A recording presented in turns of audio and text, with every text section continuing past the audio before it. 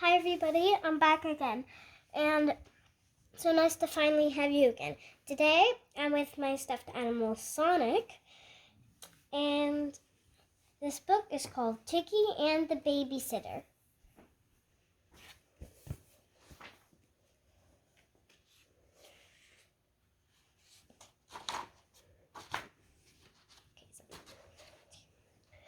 Come and look at my new dollhouse before we have something to drink, Tiggy cried as soon as her best friend Tracy arrived one afternoon.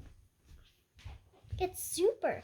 I wish I had a dollhouse, sighed Tracy after she admired it.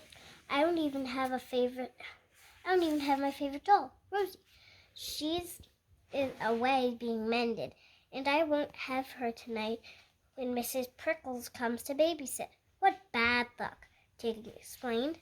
Mrs. Prickles doesn't even know any stories. She just sits and sits.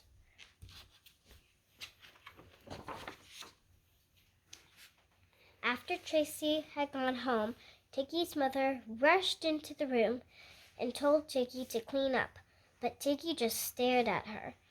"What's the matter, Mama? What's the matter?" Mommy asked. "You look funny with that towel on your head," giggled Tiggy. "Never mind how I look," Mommy said. "If you don't put your dolls away, there won't be any place for Wanda to sit when she comes. When she comes."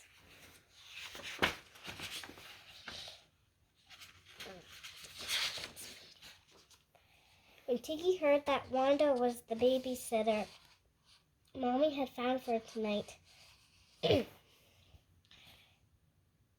she stamped her foot and burst into tears. "I don't want a doll babysitter," she screamed. Then she stormed out of the room. Crash, bang, clatter. Down went Daddy's tea tray as he caught her in his arms. "Oh dear," Daddy cried. What's all this? My little Tiggy is so upset." "She is being very silly," said Mummy.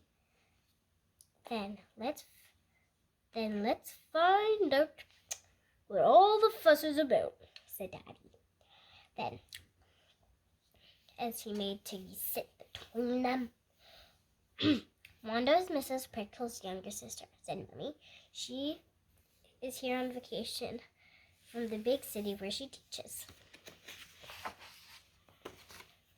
However, Tiggy didn't want to hear about Wanda. "I'm sure she's just awful," she muttered as she followed her mother upstairs. Mummy sat down in front of the mirror and began fixing her hair. Then Daddy came in. "I think I'm bursting out of my new chicken shirt already," he yawned. "Perhaps I should wear an old one." "Nonsense," said Mummy. "The mayor will expect you to look presentable. This is a very important meeting. We must stop that noisy factory from being built on our doorstep. Is that why you're going out?" asked Tiggy.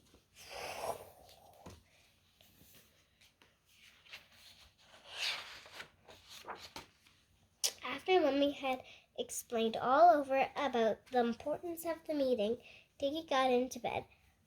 Then the doorbell rang, and soon there was Daddy standing at the bedroom door with Wanda. Tiggy stared. Wanda was so neat and pretty. Oh, Wanda was really something. She had never seen someone so neat and pretty. However, she wasn't going to show her surprise. She pulled the sheet over her face and pretended that she was falling asleep. Wanda chuckled softly and said, "I know a story about a princess who can stay awake." "Tiggy won't be any trouble," said Mama. "I'll show you where the things are in the kitchen, then we'll leave. We're very grateful that you could come at such short notice."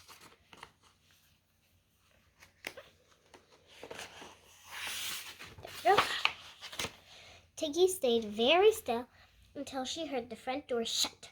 Then she crept downstairs and into the kitchen. On the table was a basket of freshly washed sheets. Tiggy took the smallest and draped it over her head. Wanda was too busy dancing to some music to notice her ghostly visitor right away. Aunt Tiggy was so surprised to find her babysitter dancing that she forgot to keep flapping her arms. Well, it doesn't look like she can see through the sheet. So I wonder how she can see it. Before Tiggy had time to think what a ghost should do next, Wanda screamed out loud, "Help! A ghost!" Then she fell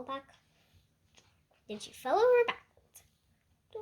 Don't be scared," cried Tiggy. "It's only me. I'm not a real ghost, you know. I thought you'd like to scare your babysitter," Wanda said cheerfully, pretending to recover. "Well, sorta," Tiggy admitted, beginning to feel ashamed. I didn't know you would be dancing. You see, Mrs. Prickles just sits and sits. I brought my own records with me," said Wanda, "and some very special storybooks for you to look at, just in case you couldn't sleep."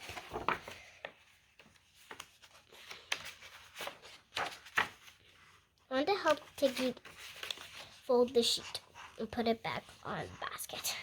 Then she said, "Let's have some hot chocolate. After all, it's not every day a ghost comes to scare me. After all, it's not every..." Soon they were sitting at the table and talking like old friends. Tiggy could not believe that anyone as young as Wanda could have seen so many strange things or done so many interesting sights or done so many interesting things. "Did you really make some books?" she asked at last. "Of course I did," said Wanda.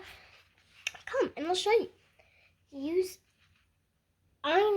I use some of them in my class. Mrs. Pickle doesn't know any good stories." Tiggy confided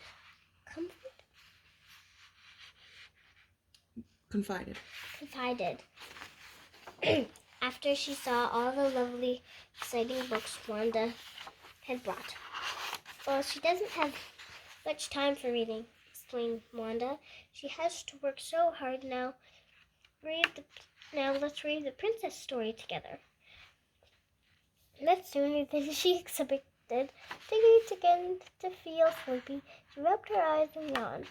Wanda finished the story. Then she took Tiggy up to bed. "I think you will sleep now," she said, "but I'll stay with you until the Sandman comes to visit you." Then, very sweetly and softly, she began to sing Tiggy's favorite lullaby. The Sandman isn't like a real person. He's just like he's just an imaginary person that sprinkles sleep dust in your eyes so you fall asleep. Next morning, Tiggy could hardly wait to tell Mommy about the new babysitter. "She was great," she cried. "We read stories and she sang me to sleep. I just wish I hadn't." "What you wish you hadn't done?" asked Mommy. "Nothing," said Tiggy. It doesn't matter. Suddenly, she knew for sure that Wanda would never talk about the little ghost who scared Babysitter. And of course, Tiggy was right. Thank you for reading this book with me. It was a really good book. And also, have a nice day, and I'll see you next time.